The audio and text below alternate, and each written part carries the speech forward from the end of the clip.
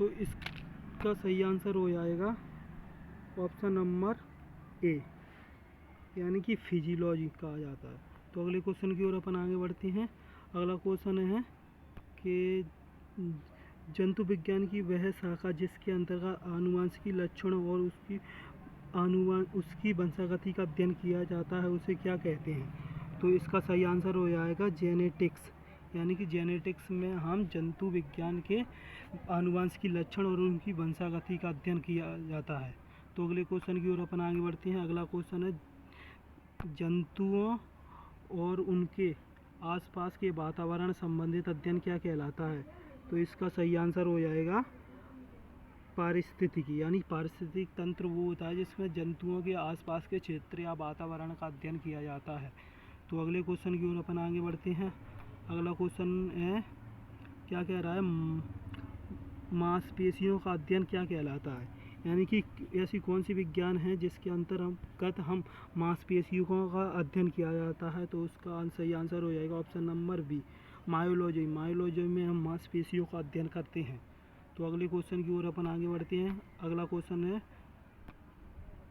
कि विकास का सिद्धांत, यानी कि विकास का सिद्धांत किसके द्वारा दिया गया?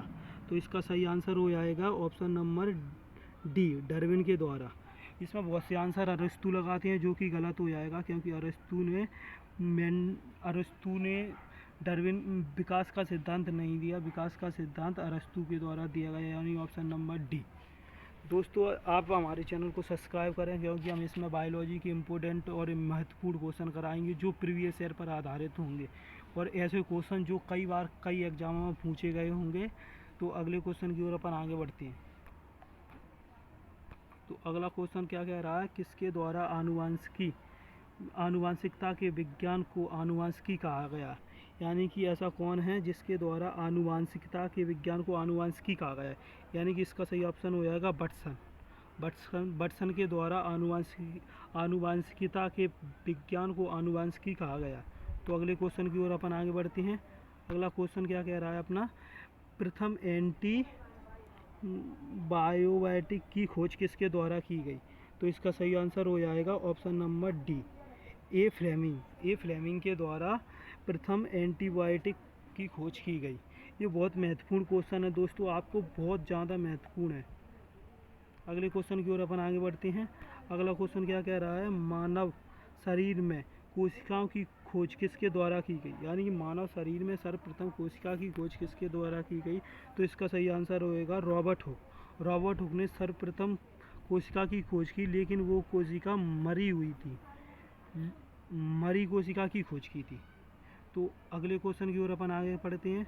तो अगला क्वेश्चन क्या कह रहा है कि अगला क्वेश्चन है किस वैज्ञानिक ने खोज की कि मलेरिया मच्छर द्वारा होता है? यानी कि कौन से वैज्ञानिक ने कहा कि मलेरिया मच्छरों के द्वारा होता है? तो इसका सही आंसर हो जाएगा option number A, Ronaldo rocks द्वारा मलेरिया के बारे में बताया है कि यह मच्छरों के द्वारा होता है। तो अगले क्वेश्चन की ओर आगे बढ़ते हैं। अगला क्वेश्चन अपना क्या कह रहा है, लेप्रेस बेसिलन का आविष्कार किसके द्वारा किया गया? तो इसका सही ऑप्शन हो जाएगा ऑप्शन नंबर बी, यानी कि हैंसेन के द्वारा, हैंसेन ने कहा था। अगले क्वेश्चन की ओर अपन आगे बढ़ते हैं। तो इसका सही आंसर हो जाएगा क्वेश्चन नंबर ये कह रहा है कि रक्त समूह किसके द्वारा आविष्कारित किया गया, यानी रक्त समूह के बारे में किसने बताया? तो इसका सही आंसर हो जाएगा ऑप्शन नंबर ए। यानी दोस्तों ये बहुत महत्वपूर्ण क्वेश्चन है, क्योंकि रक्त समूह का तो एनटीपीसी के कई एग्जामों में एनटीपीसी में पूछे गए क्वेश्चन है। और किसी भी एग्ज़ाम में, पुलिस ले लो आप, एमपी फॉरेस्ट ले लो, किसी भी एग्ज़ाम में ऐसे क्वेश्चन पूछे ही जाते हैं। तो अगले क्वेश्चन की ओर अपन आगे बढ़ते हैं। मधुमेह रोग, मधुमेह उपचार से संबंधित, मधुमेह उपचार हेतु इंसुलिन आविष्कार किसने किया? यानी कि मधुमेह रोग के बारे में इंसुलिन किसने खोजा गया है? तो इसका सही आंसर हो जाएगा ऑप्शन नंबर एक, एफ जी मधुमेह रोग का उपचार खोजा गया। यानी इस साइंटिस्ट ने सर्वप्रथम मधुमेह रोग के बारे में वायरस यानी कि एक दवाई बना दी थी जिससे इस रोग को ख़त्म किया जा सके। तो अगले क्वेश्चन की ओर अपन आगे बढ़ते हैं। अगला क्वेश्चन अपना क्या कह रहा है कि दांत का शिकर किसका बना होता है। यानी कि दांत का शिकर होता है ना, जो किसका बना रहता है। तो इसका सही आंसर हो जाएगा अपना इनामिल। इनामिल दांत के शिकर को होता है, उसे इनामिल कहते हैं। तो अगले क्वेश्चन की ओर अपन आगे बढ़ते हैं। अगला क्वेश्चन क्या कह रहा है कि किस ऊतक के नख, नूर और सिंग बने होते हैं।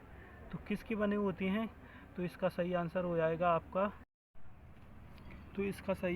जाएगा अपना ऑप्शन नंबर सी। यानी कि ऑप्शन, एक मिनट दोस्तों, इसका सही आंसर हो जाएगा ऑप्शन नंबर, यानी कि ठीक है,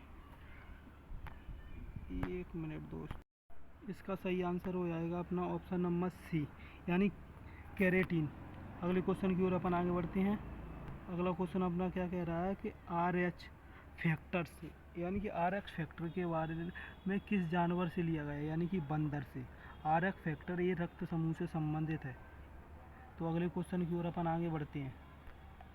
अगला क्वेश्चन अपना क्या कह रहा है कि जन्म के बाद मानव के किस ऊतक में कोशिका विभाजन नहीं होता। यानी कि किसमें कोशिका का विभाजन नहीं होता है। तो इसका सही आंसर हो जाएगा तंत्रिका कोशिका, यानी कि न्यूरॉन। मस्तिष्क में दोस्तों आपने सुना होगा कभी कभी एक्सीडेंट में आपके मस्तिष्क में थोड़ी सी भी चोट लग जाती है तो किसी की मौत हो जाती है। इसी कारण, क्योंकि उसमें तंत्रिका तंत्र में कोशिकाओं का विभाजन नहीं होता और नई कोशिकाएं बन नहीं पाती, जिस कारण से व्यक्ति की मौत हो जाती है। तो अगले क्वेश्चन की ओर अपन आगे बढ़ते हैं। अगला क्वेश्चन है कि प्लाज्मा में जल कितना % होता है। तो इसका लगभग कोई भी मतलब इसका लगभग 60% भी होता है और 70% भी होता है। तो इसका अपन मान लेंगे इसका 80% प्लाज्मा में जल होता है। तो अगले क्वेश्चन की ओर अपन आगे बढ़ते हैं। रक्त एक प्रकार का क्या है। यानी रक्त क्या है। रक्त एक संयोजी ऊतक है, एक सरल संयोजी ऊतक रक्त है। तो अगले क्वेश्चन की ओर आगे बढ़ते हैं अपन। अगला क्वेश्चन है कोशिकाओं में पाए जाने वाले आनुवांशिक पदार्थ क्या कहलाता है। तो इसका सही आंसर है कि DNA कोशिकाओं में पाए जाने वाला आनुवांशिक पदार्थ है, जिसके द्वारा पता चल जाता है कि कौन किसका लड़का है या कि लड़की है। इसमें अगले क्वेश्चन की ओर आगे बढ़ते हैं अपन। प्रयोगशाला में DNA का संश्लेषण किसके द्वारा किया गया। यानी कि DNA किसने बनाया।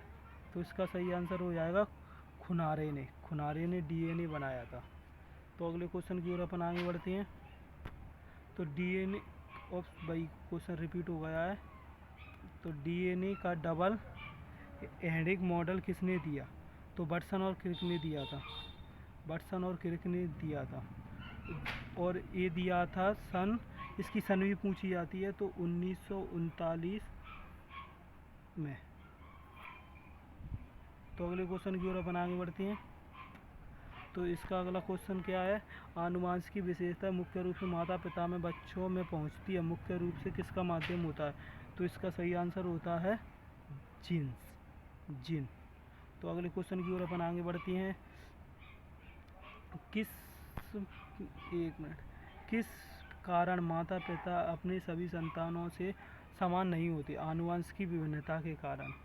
तो अगले क्वेश्चन की ओर आगे बढ़ते हैं। चप्पल जंतु किसे कहा जाता है। चप्पल जंतु कहा जाता है।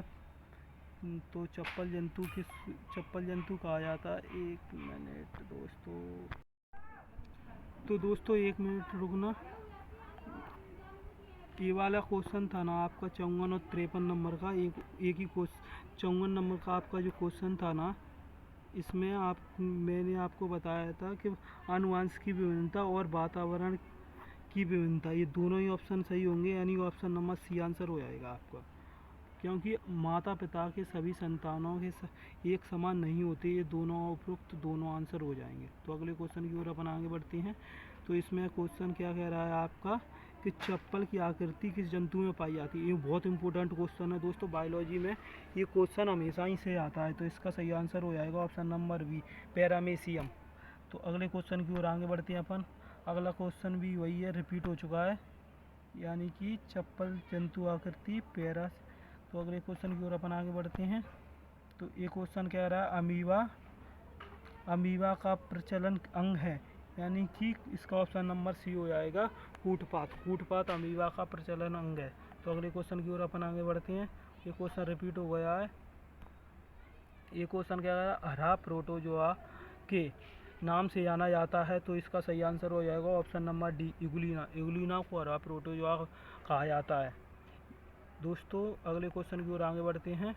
तो अगला क्वेश्चन अपना क्या कह रहा है, पौधों और जंतुओं के बीच संयोजी ऊतक कड़ी के रूप में बनाता है। तो इसका सही आंसर हो जाएगा इगुलिना। अगले क्वेश्चन की ओर अपन आगे बढ़ते हैं। अगला क्वेश्चन क्या कह रहा है, अगला क्वेश्चन अपना कह रहा है, एक मिनट, अरे यार,